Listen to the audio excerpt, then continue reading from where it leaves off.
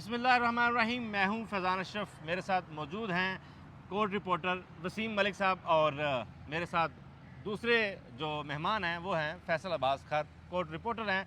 बड़ी अच्छी एक्सक्लूसिव आजकल दे रहे हैं वसीम मलिक साहब।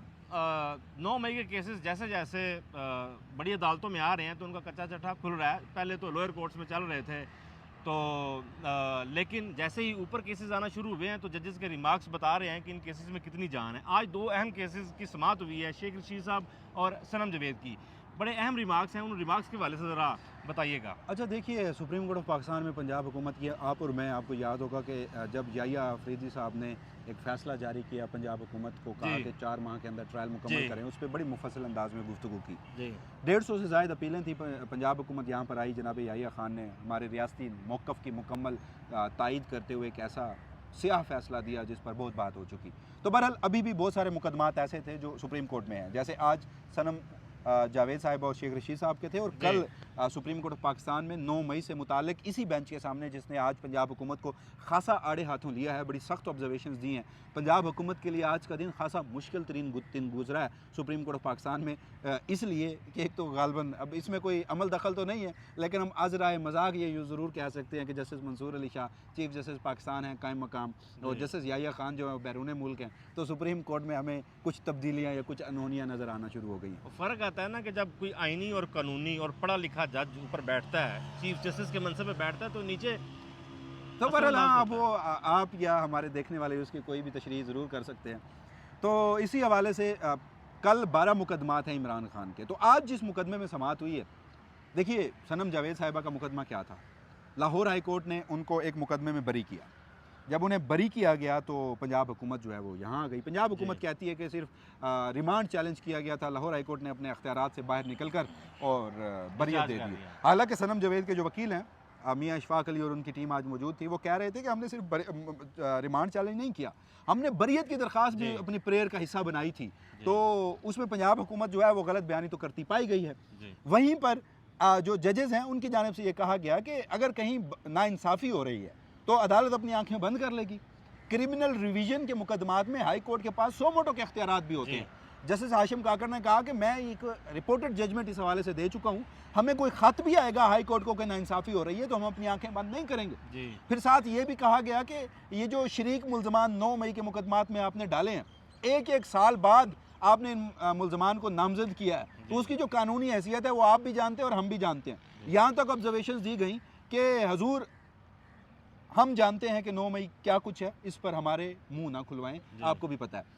तो केस की समाअत जो है मुलतवी हो चुकी है। अब आगे क्या होगा, आज की ऑब्जर्वेशंस की इसके ऊपर क्या इम्पैक्ट पड़ेगा उसके ऊपर तो हम बात करते हैं। मगर वहीं पर एक और केस शेख रशीद साहब का था।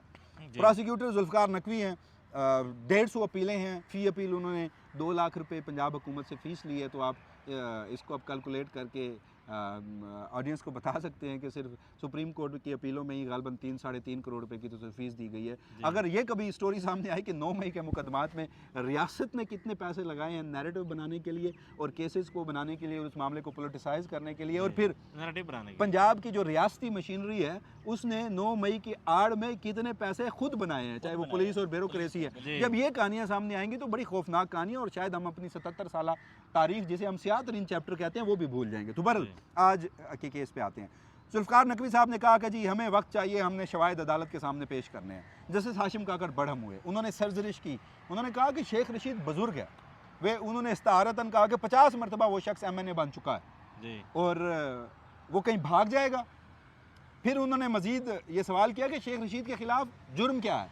शेख रशीद के वकील ने बताया कि हजूर ये जो कन्फेशनल स्टेटमेंट और ये जो जुर्म और TV चैनल्स के कुछ ट्रांसक्रिप्ट निकाल के आपको शवाहिद के तौर पर दिखाना चाहते हैं, वो तो हमने अपने फाइल में लगा रखे हैं। ये वक्त खुद मांगते हैं, 6 महीनों से ये वक्त मांग रहे हैं और इल्ज़ाम जो है वो हमारे ऊपर यानी मुल्ज़मान के ऊपर डालते हैं। इस मौके पर जो ऑब्जर्वेशन थी वो खासी सख्त थी, वो बरहम हुए। जस्टिस हाशिम काकर ने कहा कि अब इस अदालत में ऐसा नहीं होगा। उन्होंने मुखातिब होते हुए कहा पंजाब हुकूमत के वकील से कि आइंदा मेरी अदालत में इल्तवा के लिए नहीं आएगा। मेरी अदालत में 3 सूरतों में इल्तवा मिल सकता है, उसके अलावा नहीं। जज मर जाए, वकील मर जाए, या जो मुल्जिम या मुजरिम है वो मर जाए। फिर उन्होंने साथ ये भी कहा कि 9 मई के मुकदमात का हमें पता है, आपने एक मुल्जिम को शरीक मुल्जिम बनाया 1.5 साल के बाद, और उसका जो कन्फेशनल स्टेटमेंट 164 का बयान है उसकी भी हमें पता है कि क्या हैसियत होती है। फिर साथ उन्होंने यहाँ तक ऑब्जर्वेशंस दी, जो जस्टिस इश्तियाक इब्राहिम और जस्टिस सलाहुद्दीन भी साथ बैठे थे, उन्होंने कहा कि आप तो 1 साल के बाद किसी भी चीज़ में मुल्ज़मान को शामिल करते जा रहे हैं, तो कल को आप सुप्रीम कोर्ट के किसी जज को या हमें भी किसी मुकदमे में नामजद कर देंगे, हमें क्या पता। जी। तो अगेन बड़ी तल्ख और सख्त ऑब्जर्वेशंस तो थी। इसमें एक बड़ी इंपॉर्टेंट ऑब्जर्वेशन देखने को आई कोर्ट रूम में। उन्होंने कहा जी हाई कोर्ट के पास 100 मोटो लेने का इख्तियार है। फिर उन्होंने कहा कि आप पढ़ें कानून को। वो इस तरह से है कि आइन में तो बराह रास्त 100 मोटो का इख्तियार नहीं है, सुप्रीम कोर्ट ऑफ पाकिस्तान के मुतादिद फैसले हैं, लेकिन कुछ मामलात में जब क्रिमिनल रिवीजन का मामला होता है, लोअर कोर्ट्स में अगर किसी की अगर उसकी हक तलफी हो रही है और लोअर कोर्ट्स के खिलाफ क्रिमिनल रिवीजन में आप हाई कोर्ट में आए हैं, तो फिर हाई कोर्ट के पास अख्तियारात हैं कि वो अपने अख्तियारात या जो प्रेयर में मांगा गया है उससे बढ़कर भी कोई फैसला दे सकती है। अच्छा, ये सवाल इसलिए इररेलेवेंट है कि वकील खुद कह रहे हैं कि हजूर हमने बरियत की दरखास्त पेश की थी, ये पंजाब हुकूमत के वकील झूठ बोल रहे हैं यहाँ पे।